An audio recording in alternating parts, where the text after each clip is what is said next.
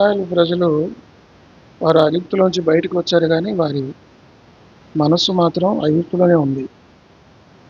ఐగుప్తులో చిన్న ఐగుప్తులో వచ్చారు బయటికి మాత్రమే కానీ వారి మనస్సంతా ఐగుప్తులోనే ఉంది.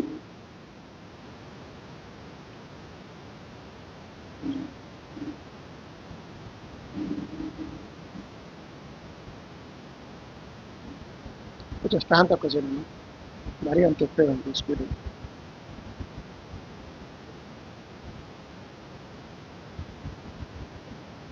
అయితే ప్రజలు మోషేను మరి మొరపెట్టుకుంటున్నారు. మోషేను రాళ్లతో కొట్టాలని ప్రయత్నం చేస్తున్నారు. ఏ మోషే అయితే వారిని ఐగుప్తు దాసత్తులోంచి విడిపించాడో, ఏంటమ్మా శబ్దం? ఈ మోషే అయితే పగటిలో అగ్నిస్తంభం, రాత్రిలో పగటిలో మేఘస్తంభం, రాత్రిలో అగ్నిస్తంభం ఇశ్రాయేలు ప్రజలు నడిపించాడో, ఏ మోషే అయితే దాసత్తులోంచి విడిపించాడో అలాంటి మోషేని పట్టుకొని రాళ్లతో కొట్టాలని ప్రయత్నం చేస్తున్నారు. నిజంగా ప్రజలు అటువంటి మనసు లేని వాళ్ళు. కాబట్టి దేవుని ప్రజలుగా మనం భావించాలి. ఆ మాటకు వస్తే బైబిల్లో రాళ్లతో కొట్టడం అనేది పలుసార్లు మోషేను కొట్టాలనే ప్రయత్నం చేశారు. యేసు ప్రభువును కూడా రాళ్లతో కొట్టారు. కాబట్టి మోషేను రాళ్లతో కొట్టడం అనేది ఎంతవరకు న్యాయం? ఇప్పుడు వాళ్ళు అడుగుతున్నారు, ఇలా పలుసార్లు మోషే మీద నిందించారు. ఇప్పుడు 15వ అధ్యాయం 25వ వచనంలోను నిర్గమకాండం అదొక్కటి చదవండి, 15:25. అతడు యెహోవాకు మొరపెట్టెను. కాబట్టి ఇక్కడ ఏదైనా సరే ఇశ్రాయేలు ప్రజలు వాళ్ళు నిందించినప్పుడు, సనిగినప్పుడు, గొనిగినప్పుడు మోషే చేసే పని ఏంటంటే ప్రార్థన చేసేవాడు. దేవుని బిడ్డలంగా ఇతరులు మనం నిందించినప్పుడు, ప్రభు కొరకు నిలబడినప్పుడు, కొన్నిసార్లు ఇలాంటి పరిస్థితులు మనకు వస్తే మనం ఏం చేయాలంటే ప్రార్థన చేయాలి.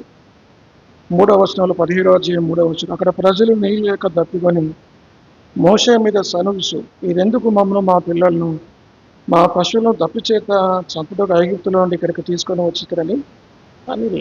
ఇక్కడ దేవుడు ఎందుకు వారిని పరీక్షిస్తున్నాడు? ఇప్పుడు నీళ్లు లేని స్థలం అని ప్రభువుకు తెలుసు, కానీ ప్రభువు మరి మాట చొప్పున, మరి ప్రభు యొక్క మాట చొప్పున మనం మోషేతో వాదించుటకు, త్రాగుటకు మాకు నీళ్ళు ఇమ్మని అడగిన మోషే, మీరు నాతో వాదింపనేలా, యెహోవాను శోధింపనేలా.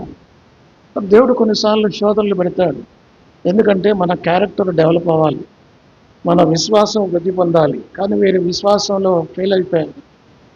దేవుడు కొన్నిసార్లు మన అంతకన్నా ముందు 16వ అధ్యాయంలో ఆకాశం నుంచి దేవుడు మన్నాను కురిపించాడు. అప్పుడు అక్కడ కూడా దేవుణ్ణి శోధించారు.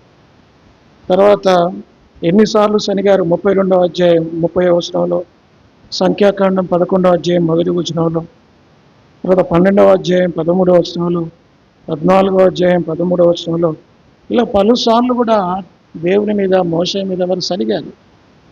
కాబట్టి ఇప్పుడు సరే ఈ సందర్భంలో దాహంగా ఉంటున్నారు, విపరీతమైన దాహం. సినాయి అరణ్యంలోకి వచ్చారు. వాళ్ళు వచ్చిన తర్వాత రెఫీదీం మీద దిగారు. రెఫీదీంలో వారి నీళ్లు తాగడానికి నీళ్ళు. అప్పుడు ఏం జరిగిందో చూద్దాం. 6వ వచనం, అక్కడ 17:6 చదవండి.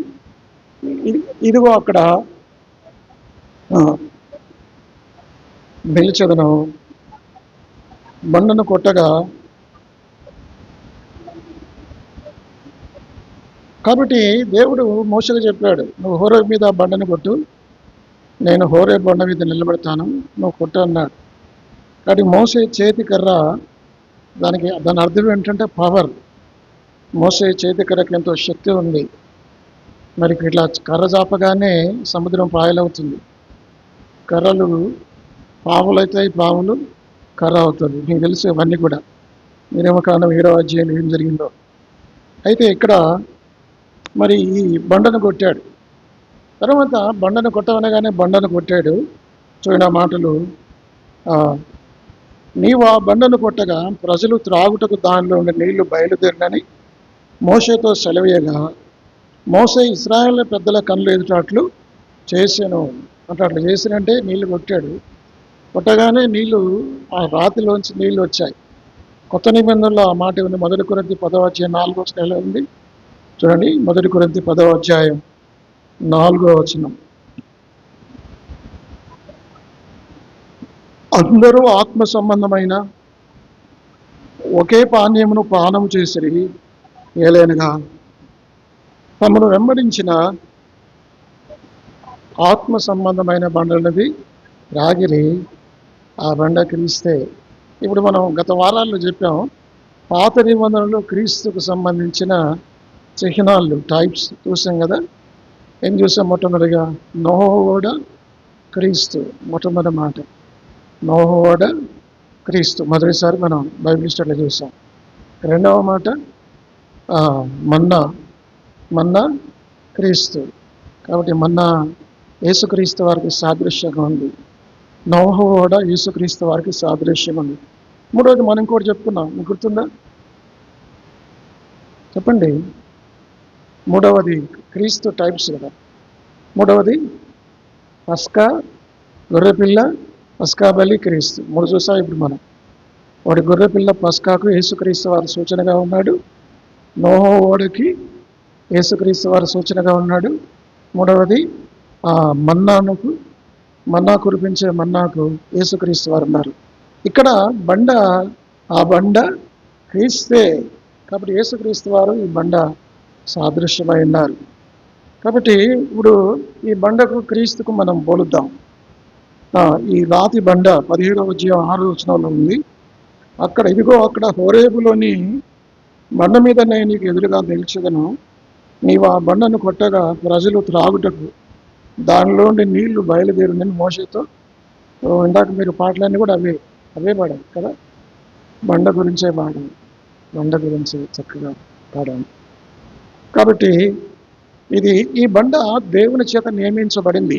17వ అధ్యాయం 6వ వచనం రాయబడింది. అక్కడ హోరేబులోని బండ మీద నేను ఎదురుగా నిలిచెదను, నీవు ఆ బండ. ఈ బండను నియమించింది ఎవరు? ఎవరు చెప్పారండి? దేవుడే ఆ బండను నియమించాడు. ఏ మనిషి అక్కడ ఆ బండను పెట్టలేదు, కానీ దేవుడు ఆ బండను నియమించాడు. దేవుడు ఆ బండను నియమించాడు. కొన్ని లక్షల మంది ప్రజలు దాహం తీర్చబడటానికి ఆ బండ అవసరమైంది. కాబట్టి ఈ బండ క్రీస్తే. కాబట్టి ఆత్మీయంగా చెప్పాలంటే యోహాను సువార్త 3వ అధ్యాయం 16వ వచనం, ఆ బండ దేవుని చేత నియమించబడింది. ఆ బండకు సాదృశ్యమైన యేసుక్రీస్తు వారు మరి దేవుని చేత పంపబడ్డాడు.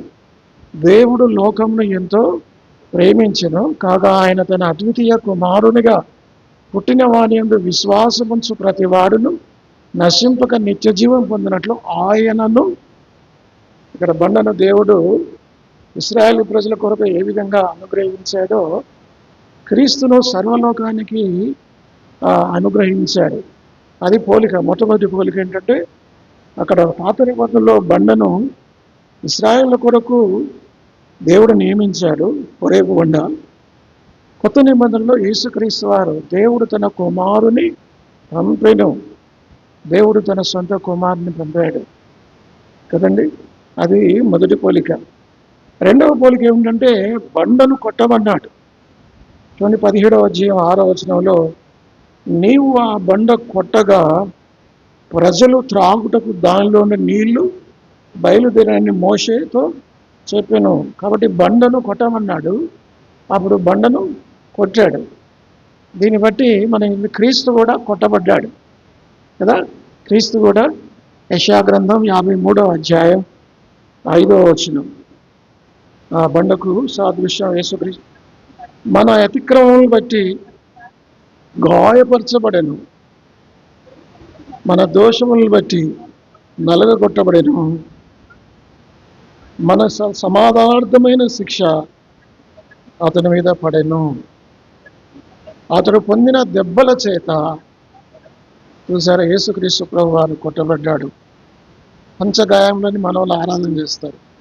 పంచగాయములు అంటే ఏమిటి చెప్పండి? ఒకటి, తల మీద ముళ్ళ కిరీటం, ఇది మొదటి గాయం. రెండవది కాళ్ళలో, చేతులలో మేకులు. మూడవది కాళ్ళలో మేకులు. 4వది వెనక వీపు వెనక కొరడా దెబ్బలు. 5వది బల్లెపు పోటు. ఇవన్నీ ఎందుకంటే మన సమాధానార్థమైన శిక్ష అతని మీద పడింది. అతను పొందిన దెబ్బల చేత మనకు స్వస్థత కలిగింది. మోషే బండను కొట్టగానే బండ చీల్చబడింది. తెలుగులో సీఎన్ గీతాల్లో నాకై చీల్చబడిన ఓ అనంత నగమా అని ఒక అద్భుతమైన పాట ఉంది. కాబట్టి బండ చీల్చబడింది. ఇట్లా బండ కొట్టగానే బండ 2 ముక్కలైంది. దాంట్లోంచి నీళ్లు బయటకు వచ్చాయి. యేసు ప్రభువు వారు ఆ విధంగా కొట్టబడ్డాడు. ఆయన గాయపరచబడ్డాడు. ఆయన తల మీద ముళ్ళ కిరీటం, ఆయన శరీరం అంతా రక్తం. మీకు తెలిసి ఇవన్నీ మనం రెగ్యులర్గా చెప్పుకునేవే. కాబట్టి బండ కొట్టబడింది. ఇక్కడ క్రీస్తు కూడా కొట్టబడ్డాడు. ఎందుకు క్రీస్తు కొట్టబడ్డాడు? కాబట్టి ఆ బండలోంచి వాళ్ళకి నీళ్ళు వచ్చాయి.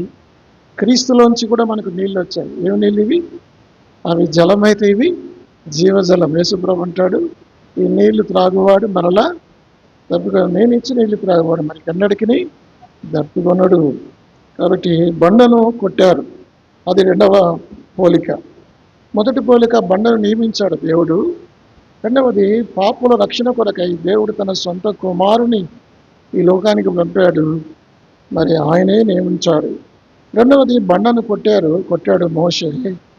ఇశ్రాయేలు ప్రజలు, శత్రువులు, సైనికులు, రోమన్ సోల్జర్స్ అందరూ కలిసి యేసుక్రీస్తు ప్రభువారిని సెలవు వేశారు. క్రీస్తు గాయపడ్డాడు. ఆయన పొందిన దెబ్బల చేత మనకు స్వస్థత. ఏ స్వస్థత ఇది? ఏ స్వస్థత? ఆత్మ సంబంధమైన స్వస్థత. పాపరోగం పోయింది, ఆ తర్వాత శారీర రోగం, ఆ తర్వాత మానసిక రోగం. 3 అంతల రోగాలు పూట కొరకు యేసుక్రీస్తు కొట్టబడ్డాడు. కొంతమంది ఆయన పొందిన దెబ్బల చేత మనకు స్వస్థ కలిగిందంటే భౌతికమైన స్వస్థ అనుకుంటారు. భౌతికమైన స్వస్థ మాత్రం కాదు, దానికంటే ప్రాముఖ్యమైంది ఆత్మ రోగం, పాపరోగం అయింది, ఆత్మలో స్వస్థ వచ్చింది. కాబట్టి కొట్టబడ్డాడు. ఇక 3వది బండలోంచి ఏమొచ్చిందంటే 17వ అధ్యాయం 6వ వచనంలో, ఇదిగో అక్కడ హోరేబులు అని బండ మీద నేను నీకు ఎదురుగా నిలిచాను. నీవు ఆ బండ కొట్టగా ప్రజలు త్రాగుటకు దానిలోని నీళ్లు బయలుదేరినని మోషేతో సెలవీయగా, మోషే ఇశ్రాయేలు పెద్దల కళ్ళు ఎదుటట్లు చేశాను. ఇలా కొట్టగానే ఆ బండలోంచి ఏమొచ్చాయి? నీళ్ళు వచ్చాయి. ఇప్పుడు మీరు యోహాను సువార్త 7:37 చదవండి. యోహాను సువార్త 7వ అధ్యాయం 37వ వచనం చదవండి. మహాదినమైన అంత్యదినమున యేసు నిలిచి, ఎవడైనా దప్పికొన్న యెడల నా యొద్దకు వచ్చి నా యందు విశ్వాసం ఉంచువాడు ఎవడో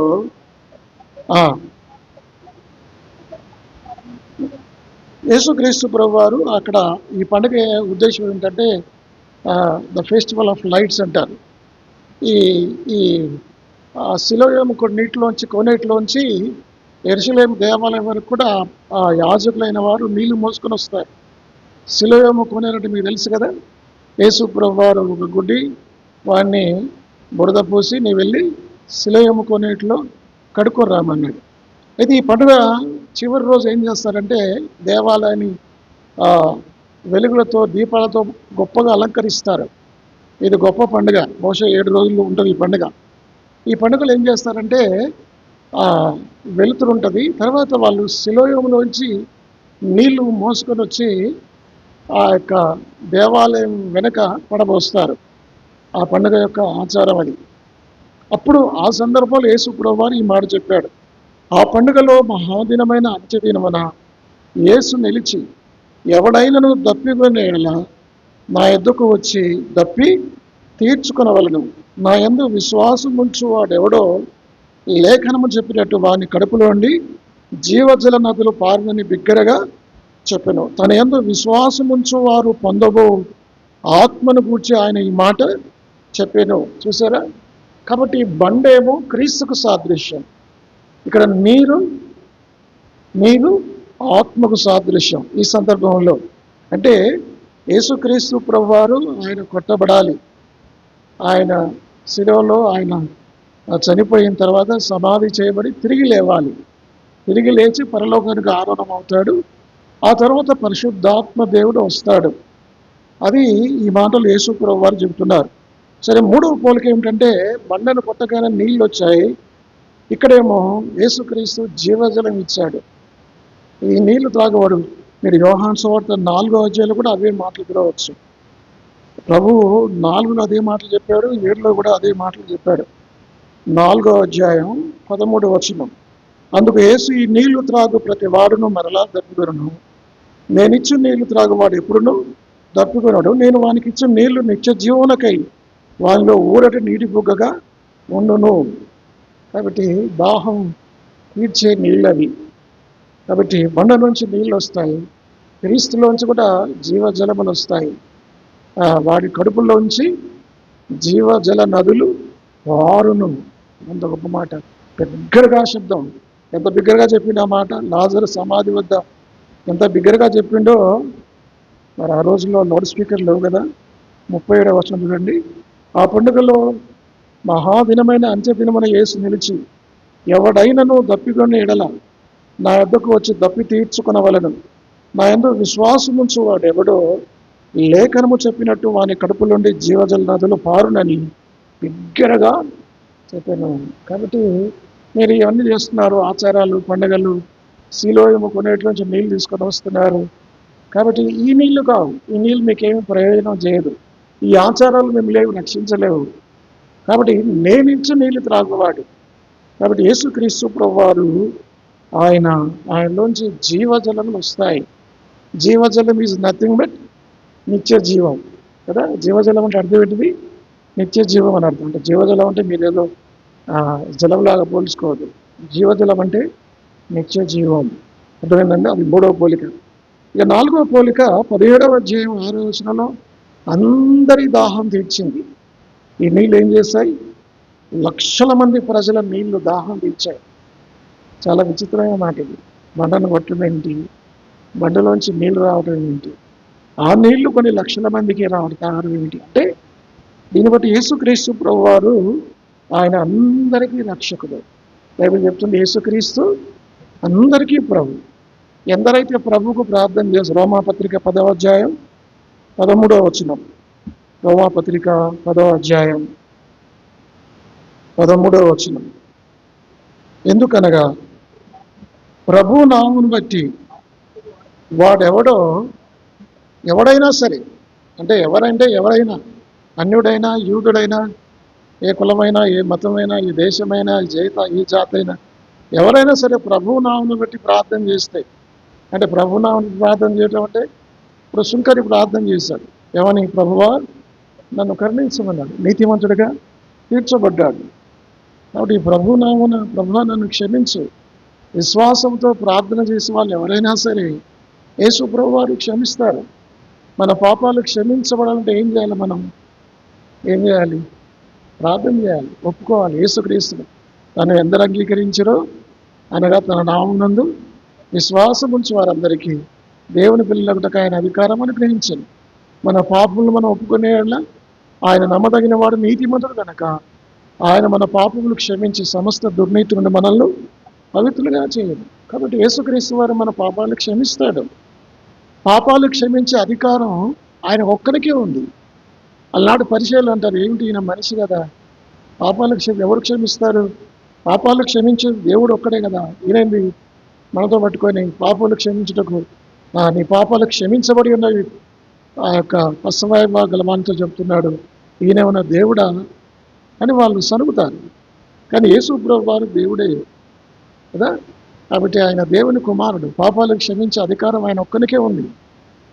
ఎందుకంటే నేను ఆ పాపాలకు ప్రాయశ్చిత్తం చేశాడు. కలవరసిలో రక్తం కార్చాడు, ప్రాణం పెట్టాడు.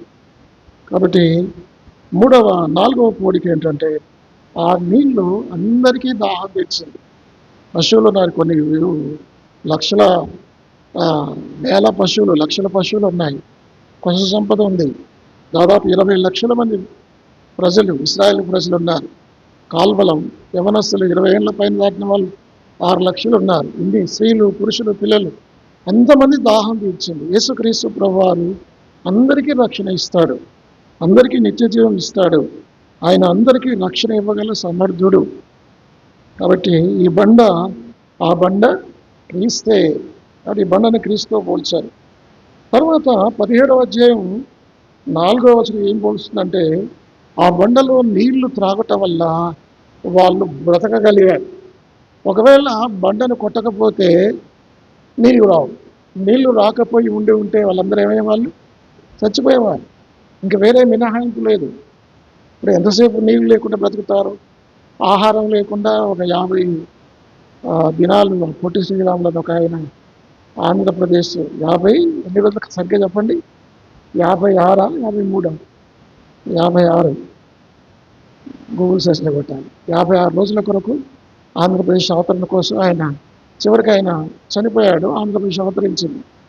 కేసీఆర్ కూడా ఒక 9 రోజులు 10 రోజులు ఆహారం లేకుండా బక్కచిక్కిపోయాడు. ఇక ఆయన చనిపోతాడని ఆమె భయపడింది. ఎవరాని? సోనియా భయపడి వెంటనే తెలంగాణ ప్రకటించింది. కాబట్టి నీళ్లు లేకుండా బ్రతకడం కష్టం. ఆహారం లేకుండానే కొంతకాలం బ్రతకొచ్చినేమో కానీ, అయితే ఈ అరణ్యంలో నీళ్లు రావటం వల్ల కొన్ని లక్షల మంది ప్రజలు మరణించకుండా దేవుడు కాపాడాడు. అందరికీ జీవం, అందరికీ ప్రాణం వచ్చింది కదండి. ఆ అరణ్యంలో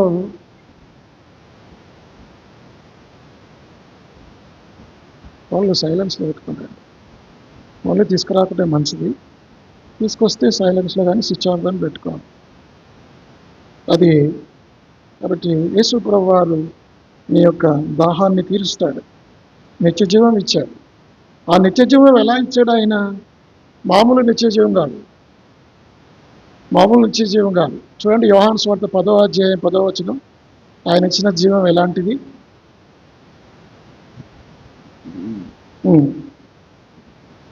దొంగతనమును హత్యను నాశనము చేయుటకు వచ్చింది కానీ మరి దేనికి వాడు. చూసారా?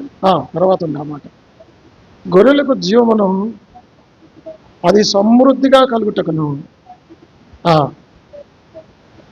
చూసారా?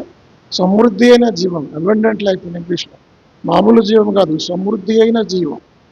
యేసు ప్రభు ఏది ఇచ్చినా సమృద్ధిగా ఇస్తాడు, కొరత లేకుండా ఇస్తాడు, రుచిగా ఇస్తాడు. 5 రొట్టెలు 2 చేపలు ఇచ్చినప్పుడు, పంచిపెట్టినప్పుడు 5,000 మంది పురుషులు, దాదాపు 12,000 మంది. 5,000 మంది పురుషులైతే స్త్రీలు ఎంతమంది? ఇంకొక 5,000 మంది ఉండవచ్చు. పిల్లలు ఒక 2,000 మంది. 12,000 మంది పుష్టిగా తిన్న తర్వాత, అక్కడ తృప్తిగా తిన్న తర్వాత ఇంకా 12 గంటలు మిగిలేను. అంటే యేసు ప్రభు వారు ఏది ఇచ్చినా సమృద్ధిగా ఇస్తారు. తర్వాత ఆయన జబ్బు ద్రాక్ష రసం వేయలేదు. ఆ పెళ్లి విందు అధిపతి ఆశ్చర్యపోయాడు. నేను ఎన్నో పెళ్ళిళ్ళకు హాజరయ్యాను కానీ ఇంత మధురమైన ఇంత రుచిగల ద్రాక్ష రసం నేను ఎక్కడ చూడలేదని పెళ్లి కుమారుడు అన్నాడు. యేసు ప్రభు ఏది ఇచ్చినా అతి చాలా రుచిగా, యెహోవా ఉత్తముడని రుచి చూసి తెలుసుకునడి. కాబట్టి ఆయన సమృద్ధి అయిన జీవం ఇస్తాడు. కడుపు నిండా భోజనం పెడతారంటారు కదా. ఎట్లా పెడతారు కడుపు నిండా? మీరు హోటల్కి పెడితే, ఊళ్ళకి పోతే ఏం చేస్తారు? నిన్న హోటల్ పోయాను నేను చేయగలిగా. వాడు 100 రూపాయలు తీసుకొని కడుపు సగమేనండి. మరి అదే మన ఇంట్లో అయితే ఇట్లా కడుపు నిండా. కాబట్టి యేసు ప్రభువు వారు సమృద్ధిగా ఇస్తాడు, సమృద్ధి అయిన జీవం ఇస్తాడు. దొంగతనమును హత్యను నాశనం చేయడానికి వస్తాడు అపవాది వాడు దొంగ. సాతాను దోచుకున్నాడు ఆదామహంల వస్త్రాలు, మహిమ వస్త్రాలు. అబద్ధికుడని బైబిల్ చెప్తుంది. అటు యేసుక్రీస్తు అందుకోసం వచ్చాడా? యేసుప్రభు ఎందుకు వచ్చాడు? సమృద్ధి అయిన జీవం. మనం గతంలో చూసాం యేసుప్రభు వారు ఎందుకు వచ్చాడో, కొన్ని అంశాలు మనం ధ్యానించాం. ఆయన ఎందుకు వచ్చాడు? కాబట్టి సమృద్ధి అయిన జీవాన్ని ఇవ్వడానికి వచ్చాడు. ఇప్పుడు నీకు నాకు ఆ పరలోకంలో నిత్యమైన ఆ సమృద్ధి అయిన జీవం. ఆ మాట 1 పేతురు ఆ మాట గుర్తుకొచ్చి చూడండి. యేసు ప్రభువు వారు ఈ లోకానికి ఎందుకు వచ్చాడు? ఆయన ఎందుకు వచ్చాడంటే మనకు సమృద్ధి అయిన ప్రవేశం ఇవ్వటానికి వచ్చాడా? అమ్మ దొరికిందా? 2వ పేతురు 11వ వచనం, 1వ అధ్యాయం 11వ వచనం. మీరిట్టి క్రియలు చేయవారైతే ఎప్పుడునూ తొట్టిల్లరు. అలాగున మన ప్రభువును రక్షకుడినైన యేసుక్రీస్తు యొక్క నిత్య రాజ్యంలో ప్రవేశం మీకు సమృద్ధిగా నిత్య రాజ్యంలో ప్రవేశం సమృద్ధిగా ఉంది. ఇక మళ్ళీ నిత్యరాజ్యానికి పోకుండా ఏది అడ్డుకోదు. ద అష్యూరెన్స్ ఆఫ్ సాల్వేషన్ అంటే ఏమిటంటే, రక్షణ పొందడం ఒక ఎత్తు, నేను రక్షింపబడిన వ్యక్తి. చాలామంది టీచింగ్ 2 రకాల బోధలు చేస్తారు. కొంతమంది ఏం బోధన చేస్తారంటే రక్షింపబడతారు, రక్షణను పోగొట్టుకుంటారని చెప్తారు కొంతమంది బోధ. కొంతమంది ఏం బోధ చేస్తారంటే రక్షణను పొందుతారు, రక్షణను పోగొట్టుకోరని చెప్తారు కొంతమంది. నేను 2వ కేటగిరీ చెందిన వాళ్ళని. రక్షణ కోల్పోవడం అనేది అసంభవం. అంటే ఒక వ్యక్తి నిజంగా రక్షింపబడితే, యేసుక్రీస్తు అతన్ని రక్షిస్తే అతని రక్షణ ఎప్పటికీ ఉంటుంది, అది పోదు. ఒకవేళ యేసుక్రీస్తు రక్షించకుండానే నాకు నేనే రక్షించబడ్డాను అని అనుకుంటే ఆ రక్షణ పోవచ్చు కదా. కాబట్టి సమృద్ధి అయిన ప్రవేశం, ఎందుకంటే మనకిచ్చే రక్షణ బైబిల్లో ఉంది 3 అంతల రక్షణ, గొప్ప రక్షణ. దాని పేరే హెబ్రీ 2వ అధ్యాయం 3వ వచనం. ఏ రక్షణ ఇది? అంత గొప్ప రక్షణ మనం పోగొట్టుకోవడానికి పొందింది, పోగొట్టుకోవడానికి కాదు కదా. అంత గొప్ప రక్షణ. రెండవది ఆ పేరే నిత్య రక్షణ. నేను రెగ్యులర్ చెప్పే మాటలు హెబ్రీ 5:10, ఎటర్నల్ సాల్వేషన్. నిత్య రక్షణకు కారకుడు ఆయన. ఇక పేరులోనే నిత్య రక్షణ ఉన్నప్పుడు రక్షణ పోగొట్టుకోవడం ఏంటి? మీనింగ్లెస్. అది కొంతమంది వితండవాదులు చేసే ప్రసంగం. అయితే మరి అన్న ఇట్లాంటి కొన్ని హెబ్రీ పత్రిక 6వ అధ్యాయంలో కొన్ని మాటలు ఉన్నాయని చెప్తారు వాళ్ళు కొంతమంది. తర్వాత డిస్కషన్. మూడవది ఏంటంటే ఈ రక్షణ సంపూర్ణమైన రక్షణ, అటర్మోస్ట్ సాల్వేషన్ ఉంటుంది కదా. 7వ అధ్యాయం 25 వచనంలో హెబ్రీ పత్రికలో ఏముంది అక్కడ? సంపూర్ణ రక్షణ, పూర్ణ రక్షణ. మన పాట కూడా ఆ పాట పడుతుంది. కాబట్టి ఇది పోగొట్టుకునే రక్షణ కాదు, అది ఎప్పటికీ నిలిచి ఉంటుంది. పౌలు కూడా అదే మాట చెప్తున్నాడు ఫిలిప్పీ 1:6లో, మీలో ఈ కార్యం ఆరంభించిన వాడు యేసుక్రీస్తు దినం వరకు దాన్ని కొనసాగించునని నేను రూఢిగా నమ్ముచున్నాను. కాబట్టి రక్షణ అనేది చాలా గొప్పది, సమృద్ధి అనే ప్రవేశం ఉంది. మరి అట్లా అనుకుంటే కొంతమంది అంటారు ఇస్కరియోతుకు రక్షణ లేదా అంటే, రక్షణ లేదు. ఇస్కరియోతుకు రక్షణ లేదా? లేదు, వాడు రక్షించబడలేదు. మరి అట్లాంటివన్నీ ఎందుకు యేసు ప్రభువు పిలుచుకున్నాడు? ఎందుకు అపోస్తులుగా ఎన్నుకున్నాడు? ఎందుకు పిలుచుకున్నాడు అంటే వాడికి అవకాశం ఇచ్చాడు. 3.5 సంవత్సరాలు వారు మారు మనసు పొందుతాడేమని అవకాశం ఇచ్చాడు. అవకాశాలన్నీ తృణీకరించాడు. ఇంకా తెలుసు వాడు డబ్బు దొంగని, దోచుకునేవాడని, డబ్బు సంచి వాడి దగ్గర యేసు ప్రభువు తెలుసు. కానీ అదే మనమైతే ఏం చేస్తాం? నేను ఎంత వేసేవాళ్ళం, అసలు సంఘాన్ని బహిష్కరించేవాళ్ళం కదా. ఇట్లాంటి నువ్వు ద్రోహివి, దొంగవు, నువ్వు ఎట్లా సంఘానికి వస్తావు? ఒకరోజు 2012లో మేము నాగిరెడ్డిగూడలో ఉన్నాం. నాగిరెడ్డిగూడలో 31st నైట్ ఏం చేస్తారంటే కానుకలు వేస్తాం. కానుకలు వేసిన తర్వాత కానుక బట్టలు వేసారు. వేసిన తర్వాత బాగా పైసలు వచ్చాయి. అయితే తాళం వేయరు, మీరు తాళం వేస్తారా 31st నైట్? అప్పుడు వాళ్ళు అప్పటిదాకా ఎప్పుడూ ఆ సంఘటన జరగలేదు. తాళం వేయకుండా అట్లా పెట్టారు. ఒకరిద్దరు పిల్లలు దాకా పడుకున్నారు. పడుకున్న తర్వాత మళ్ళీ పొద్దున్నే ఏం చేస్తారు? కానుకలు వేస్తారు కదా. పొద్దున్నే జనవరి 1st సర్వీస్ తర్వాత డబ్బులు వేస్తారు. డబ్బులు వేసిన తర్వాత మనం 2 కలిపి లెక్క పెడతాం. ఇప్పుడేమో వేరు లెక్క పెడుతున్నారు తెలియదు, కానీ అప్పట్లో ఏం చేసేవారు? 2 కలిపి ఒకేసారి అది జనవరి 1st కింద లెక్క పెట్టేవారు. లెక్క పెడితే ఒక ఆయన ఏదైతే 500 నోట్లు వేసిండో ఆయన చేతితో 5-6 వేల రూపాయలు వేసాడు. అవి కనపడలేదు. కౌంట్ చేస్తుంటే కనపడాలి కదా. అయితే వేసిన ఆయనే లెక్క పెడతారు. 100 ఒక సంఘ పెద్ద ఆయన లెక్క పెడితే పైసలు లేవు. అర్థమైంది ఈ నైట్ ఎవరిలో పడుకున్నారా అనగానే ఒక పిల్లోడు దొరికాడు. వాడు తీసుకున్నాడు, వాడు బ్లేమ్ అయ్యాడు కదా. దొంగ బుద్ధి. చేవల్లో కూడా ఒకడు ఉండేవాడు. వాడు ఏం చేసేవాడంటే, ఇవన్నీ నేను రివీల్ చేయట్లేదు కానీ చెప్తున్నా ఏం జరుగుతాయి సంఘాన్ని. వాడు సిస్టర్స్ మీటింగ్ అయిపోయిన తర్వాత అందరూ చేతులు కట్టుకుని బయటికి పోతారు కదా, కొంచెం మాట్లాడుకోవడానికి బయటకు వెళ్తారు కదా. ఆ బ్యాగ్లో డబ్బులు తీసాడు పిల్లోడు. అప్పుడు ఇంటర్మీడియట్ చదువుతున్నాడు. తర్వాత ఇప్పుడు మంచివాడు అయినట్టుకుంది. కాబట్టి దొంగ బుద్ధి అనేది చాలా చెడ్డది. వీడు దొంగ, సైతాను దొంగ. దేవుని బిడ్డలంగా సరే చెప్పేది ఏంటంటే, మన రక్షణ నిశ్చయమైనది, నిరంతరం ఉంటుంది. యేసు ప్రభు వారు మనల్ని ప్రాణం పెట్టాడు, రక్తం ఇచ్చి కొనుక్కున్నాడు, నరకంలో పెట్టేది కాదు. ఆయన ఎందుకు విశ్వాసం ఉంచాలి. సరే చెప్పేది ఏంటంటే, ఆయన జీవం ఎలాంటి జీవం ఇస్తాడు? నేను గొర్రెలకు జీవమును, సమృద్ధి అయిన జీవం ఇవ్వడానికి వచ్చానని చెప్తున్నాడు. తర్వాత ఇక 6వ పోలిక, యేసు బండ ఒక్కసారి కొట్టబడింది. ఎన్నిసార్లు కొట్టారా బండను మోషే? ఒక్కసారి కొట్టింది. మీరు సంఖ్యాకాండం 20 అధ్యాయంలో అక్కడ కూడా నీళ్ళు అవసరం ఉండే, అది చూద్దాం. సంఖ్యాకాండం 20వ అధ్యాయం.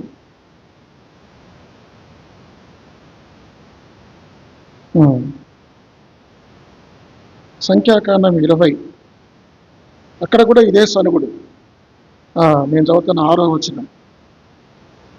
అప్పుడు మోషే అహరోను సమాజం ఎదుటి నుండి ప్రత్యక్ష గుడార యొక్క ద్వారంలోకి వెళ్ళి సాగిలపడగా యెహోవా మహిమ వారికి కనబడెను. అంతటా యెహోవా మోషేకి ఇలాగ సెలవిచ్చెను, నీవు నీ కర్రను తీసుకొని నీవును నీ సహోదరుడైన అహరోను ఈ సమాజమును పోగు చేసి వారి కళ్ళ ఎదుట ఆ బండతో మాటలాడుము, అది నీళ్ళు ఇచ్చును. నీవు వారి కొరకు నీళ్లను బండలో నుంచి రప్పించి సమాజమునకును వారి పశువులకును త్రాగుటకు ఇమ్ము. ఏం చెప్పాడు దేవుడు? మనను కొట్టమన్నాడా, మనతో మాట్లాడమన్నాడా? మరి మనోడు ఏం చేశాడు? చూడండి 11వ వచనం. అప్పుడు మోషే ఇంకా కొట్టకముందు ఇంకా ఆయన ఒక మాట అన్నాడు. ఆ బండ ఎదుట సమాజమును పోగు చేసినప్పుడు 10వ వచనం. అతడు వారితో, ద్రోహులార వినుడి, మేము ఈ బండలోండి మీ కొరకు నీళ్లు రప్పింపవలన అను. అప్పుడు మోషే తన చెయ్యి ఎత్తి 2 మార్లు తన కర్రతో ఆ బండను కొట్టగా నీళ్లు సమృద్ధిగా ప్రవహించెను, సమాజమును పశువులు త్రాగెను.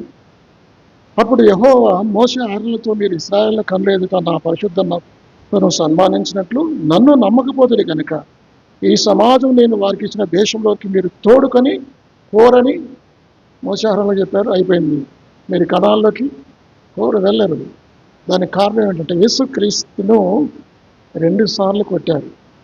ఆయన ఒక్కసారే కొట్టబడ్డాడు, ఒక్కసారే బలి గావించబడ్డాడు. రెండవసారి కొట్టబడకూడదు కదా. మనమైతే చాలాసార్లు కాదు, మోసే 2 సార్లు కొట్టాడు కదా, మనం చాలాసార్లు కొడతాం. ఎట్లా కొడతాం చూడండి. హెబ్రీలకు రాసిన పత్రిక 6వ అధ్యాయం. హెబ్రీలకు రాసిన పత్రిక 6వ అధ్యాయం. ఇక్కడ లేదా మాట, నేను చదువుతాను. 6వ వచనం. ఆ దేవుని దివ్యవాక్యమును రాబో యుగ సంబంధమైన శక్తిలో ప్రభావం అనుభవించిన తర్వాత తప్పిపోయిన వారు తమ విషయంలో దేవుని కుమారుని మరలా సిలువ వేయచ్చు బాహటముగా ఆయన అవమానపరుచున్నారు గనక వారు మారు మనసు పొందినట్లు అట్టి వారిని మరలా నూతనపరచుట అసాధ్యం. ఇందాక నేను చెప్పాను చూడు, నిత్యరక్షణ అని, దాన్ని కాంట్రవర్సీ కొన్న మాట. ఈ మాటను బట్టి కొంతమంది రక్షణ పొందంటారు. దీని వివరణ నేను తర్వాత ఇస్తాను.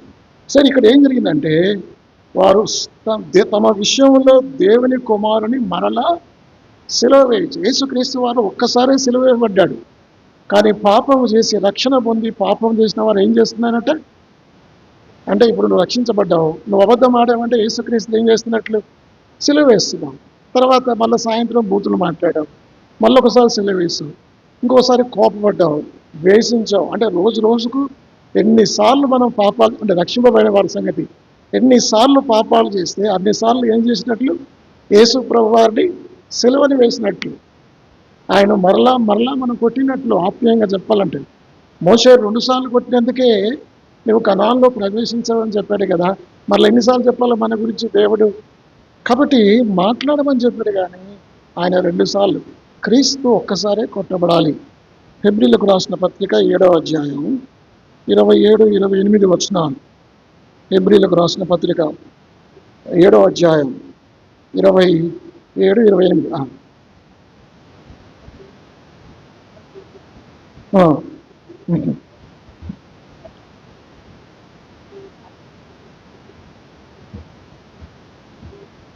కనుక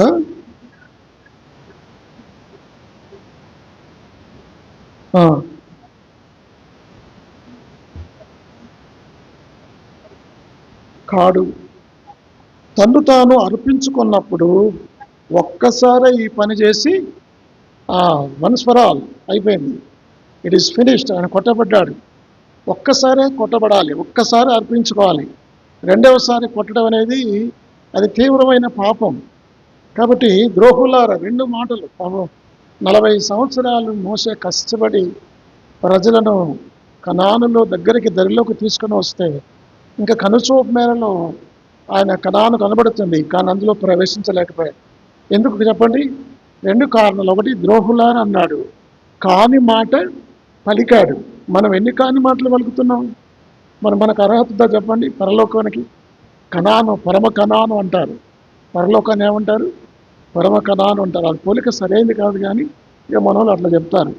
ఎందుకంటే కనానుకు పరమ కనానుకు సరైన పోలిక కాదు. ఎందుకు కాదంటే కనాన్లో ప్రవేశించిన తర్వాత చాలా తీవ్రమైన యుద్ధాలు జరిగాయి కదా. కనాన్లో ఉన్న అన్యజనులను వెళ్ళగొట్టడానికి యెహోషువ ఎన్నో యుద్ధాలు చేయవలసి వచ్చింది. కానీ పరమ కనానికి వెళ్ళిన తర్వాత అక్కడ యుద్ధాలు ఉంటావా? యుద్ధం లేదు, అక్కడ సమాధానం, మహిమ, సంతోషమే. కానీ మన వాళ్ళు ఎందుకు అట్లా పోల్చారు అంటే యాత్రికులము పరదేశులము అనుకొని అట్లా పోల్చారు. కానీ సరే, ఇప్పుడు మోషే బండను 2 సార్లు కొట్టినందుకు ఆయన ప్రవేశించలేకపోయాడు. కాబట్టి మనం ఎలా ప్రవేశిస్తాం? 9వ అధ్యాయం నేను చదువుతాను, 27-28. మనుషులందరూ, హెబ్రీ 9:28, మనుషులు ఒక్కసారి మృతి పొందవలని నియమింపబడిను, ఆ తర్వాత తీర్పు జరుగును. అలాగనే క్రీస్తు కూడా అనేకుల పాపములను భరించుటకు ఒక్కసారే అర్పింపబడి తన కొరకు కనిపెట్టుకుని వారి రక్షణ నిమిత్తము పాపం లేకుండా రెండవసారి ప్రత్యక్షం. అంటే ఒక్కసారి అర్పించబడ్డాడు, అంటే ఒక్కసారే కొట్టబడ్డాడు. 27 కూడా అది చెప్తుంది, 26 కూడా.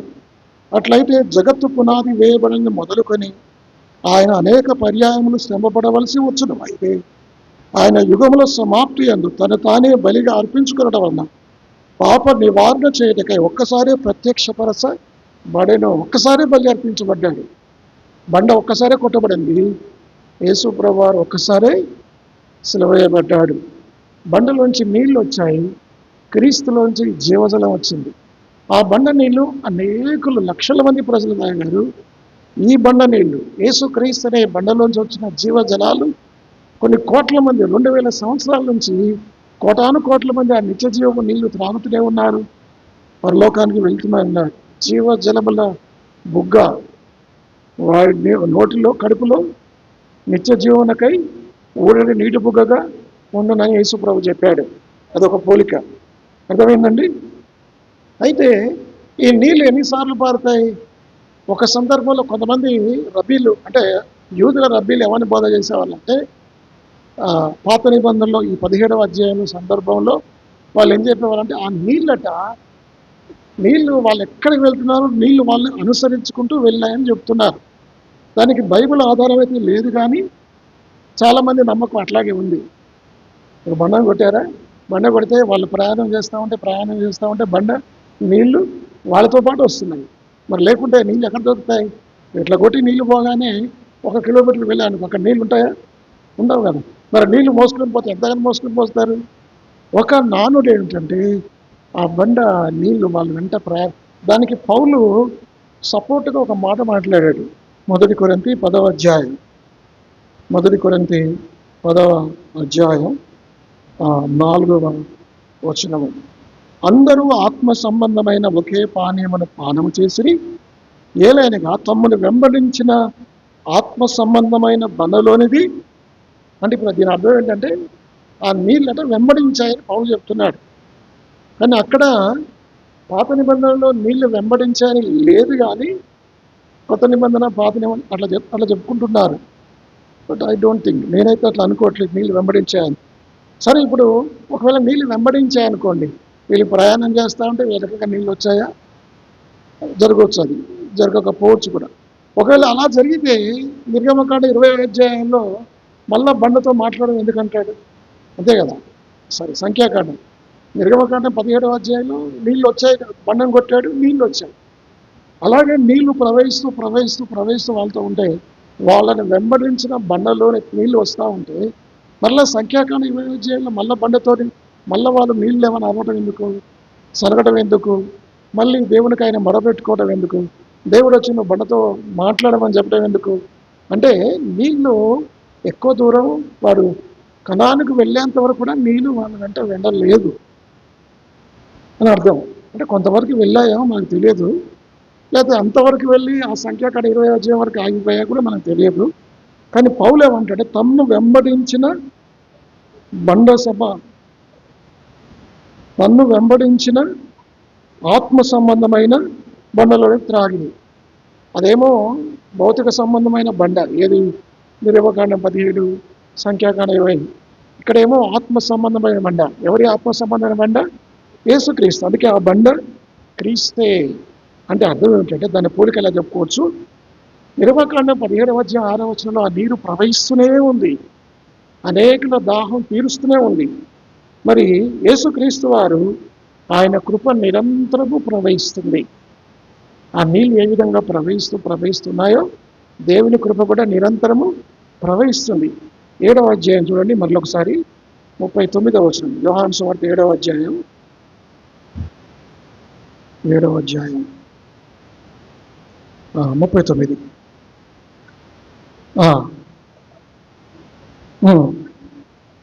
చెప్పాను అమ్మా, 7:39. తన యందు విశ్వాసముంచు వారు అదే చదువుతున్నావా నువ్వు? ఓకే. నా యందు విశ్వాసముంచు వాడెవడో లేఖనము చెప్పినట్టు వాడి కడుపులోండి జీవజల నదులు పారును. అంటే ఇట్లా పారుతూనే ఉంటాయి, నిరంతరమైన ప్రవాహం. అంటే ఇది కృపాకాలంలో మనం ఉన్నాం. కాబట్టి యేసు ప్రభువు వారు ఈ మాటల్లో బండ అంటే క్రీస్తు, నీళ్లు అంటే ఆత్మ, పారుట అంటే కృప.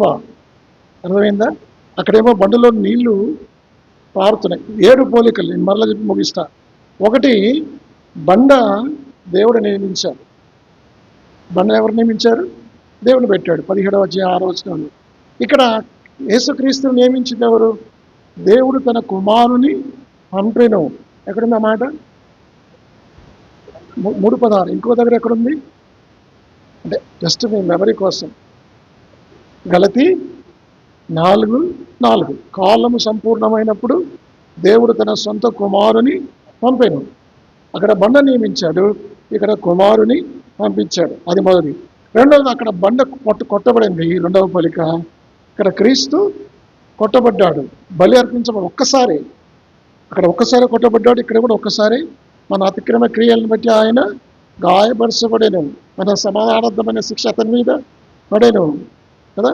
యెహోవా మనందరి దోషం అతని మీద మోపెను. అది రెండోది. మూడవది, బండ నుంచి నీళ్ళు వచ్చాయి.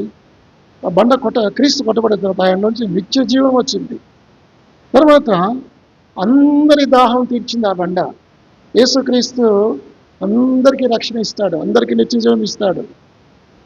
6వ పోలిక, భౌతికమైన నీళ్ళు, అవి భౌతికమైన జీవం వచ్చింది. వాళ్ళు త్రాగినప్పుడు ఏమొచ్చారు? భౌతికంగా బ్రతికారు. యేసుక్రీస్తు ఇచ్చే నిత్య జీవజలాలు ఇచ్చినప్పుడు నిత్యము బ్రతికారు. తర్వాత ఒక్కసారే కొట్టబడింది. యేసుక్రీస్తు వారు ఒక్కసారే కొట్టబడ్డాడు.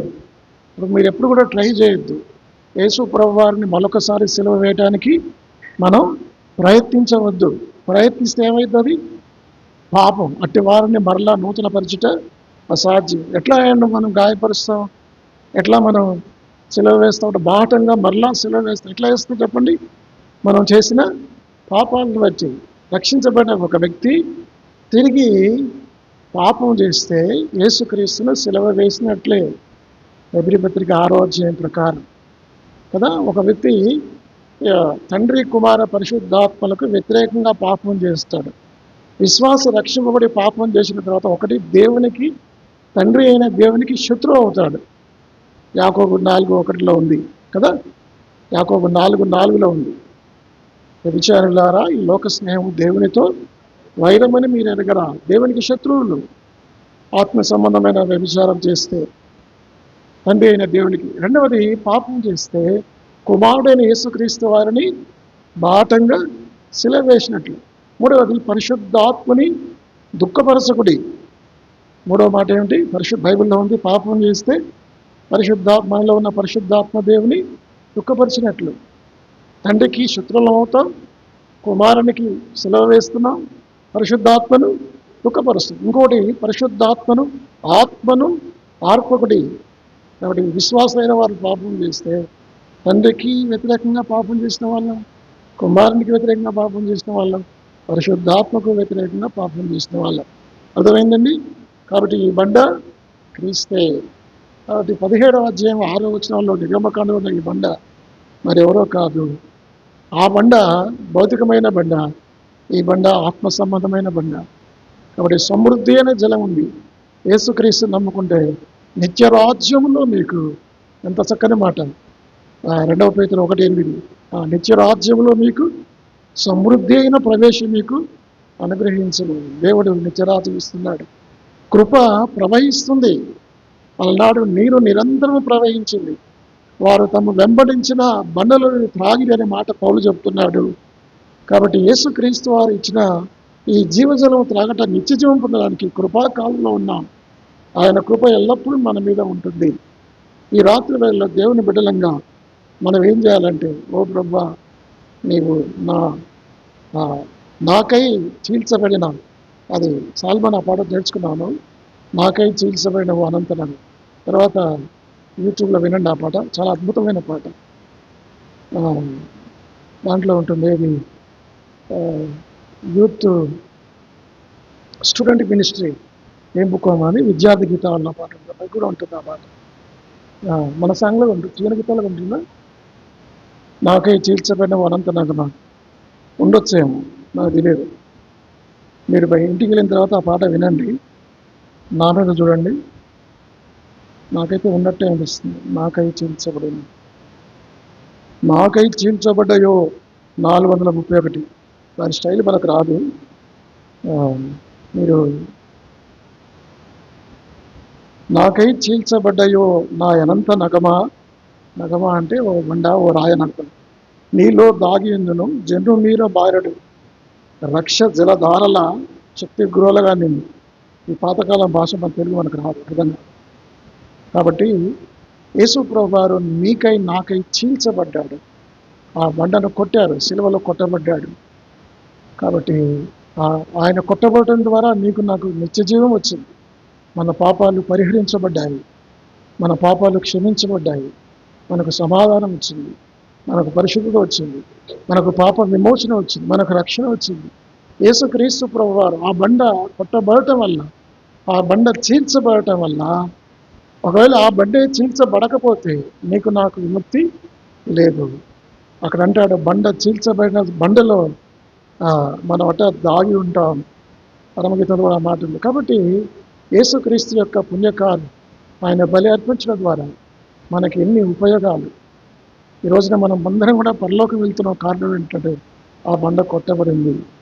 కాబట్టి యేసుక్రీస్తు వారు పాత నిబంధనలు పలుమార్లు ఉన్నాడు కదా. ఇప్పుడు మనం 4 చెప్పుకున్నాం. ఒకటి చెప్పండి, నోహోడ క్రీస్తు.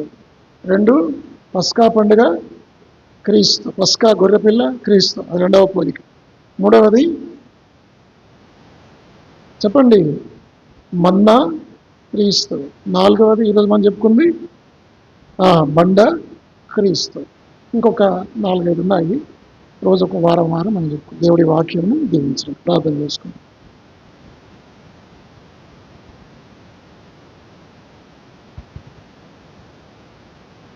ప్రేమగల మా తండ్రి, కృపగల మా దేవ, మీకు వందనాలు స్తోత్రాలు చెల్లిస్తున్నాను.